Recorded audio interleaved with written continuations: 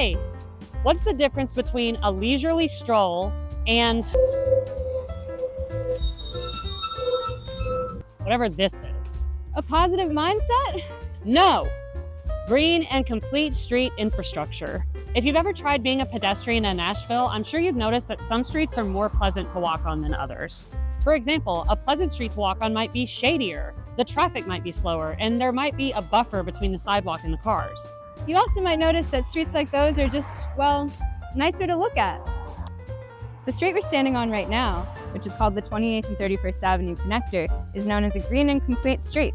The Nashville Department of Transportation outfitted it with bike lanes, bus stops, bioswales, and street trees. These updates are designed to improve the commutes of pedestrians and cyclists, and they make the conditions safer for motorists too, by naturally encouraging more alert driving and more comfortable driving speeds. They also have a surprising environmental impact. These trees aren't just creating shade, and these flowers aren't just creating a safety buffer. They're also capturing and filtering a surprising amount of stormwater runoff every time it rains. Stormwater runoff? Yeah, the water that falls on impervious surfaces like asphalt or concrete and runs over the ground, collecting pollutants as it makes its way to our streams and rivers. It has a huge impact on the health of our local ecosystems and on water quality. Remember this place? This is West Trinity Lane. It connects Bordeaux to East Nashville, running parallel to the Cumberland River the whole way.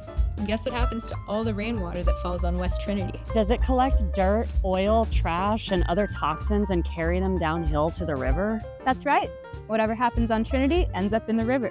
Seems like West Trinity could really use some green infrastructure. I mean, it's so close to the Cumberland River, which, by the way, is where we get all of our drinking water. In addition, turning this busy street into a green and complete street would open up multimodal travel options between Bordeaux and East Nashville, making our city easier to navigate for everyone. New housing developments are popping up here all the time, which means that more and more residents are going to need healthy and safe ways to access nearby parks, like this one, restaurants, and jobs. Fortunately, last year, Mayor O'Connell signed an executive order committing us to building more green and complete streets here in Nashville.